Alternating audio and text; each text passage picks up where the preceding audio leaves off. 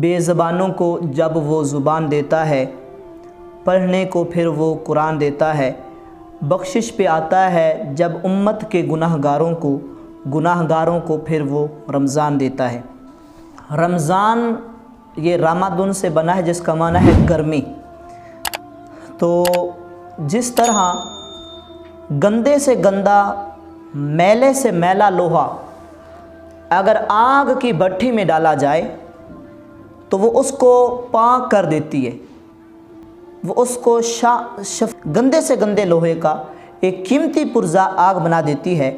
اسی طرح جب ماہ رمضان ہو اور گناہ گار بندہ اس مہینے میں دنیا سے تعلق کو ختم کر کے اپنے رب سے تعلق کو بنا لیتا ہے، اپنے تعلق کو رب سے جوڑ لیتا ہے، تو وہ چاہے کتنا ہی گناہ گار ہو، اللہ تعالیٰ اس مہینے کے صدقے اس کو گناہوں سے پاک اور صاف بنا دیتا ہے۔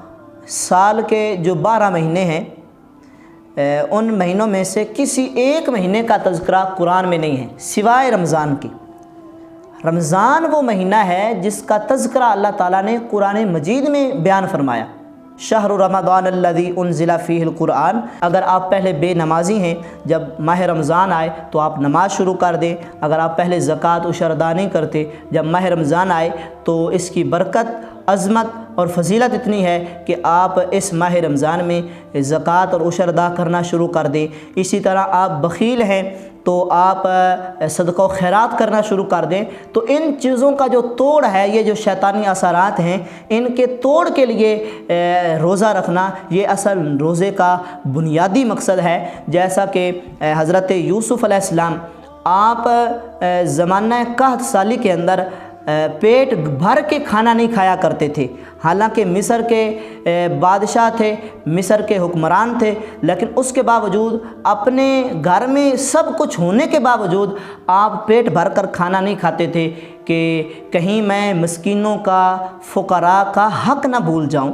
اسی لیے روزے کا مقصد یہی ہے کہ ہمیں جو غرباء کے حقوق ہیں ان کی پہچان ہو جائے۔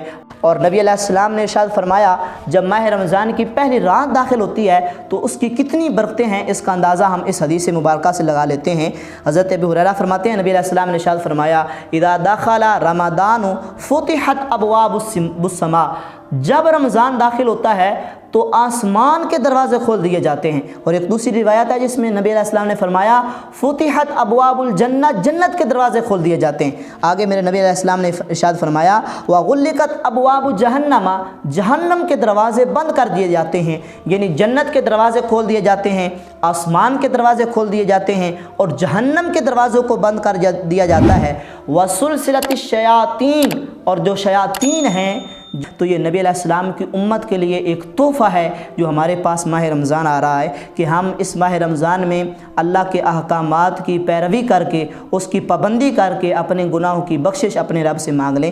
اللہ سے دعا ہے اللہ تعالی ہمیں ماہ رمضان کے اندر عبادات، معمولات کرنے کی توفیق عطا فرمائے۔ وآخر دعوانا الحمد للہ رب العالمین۔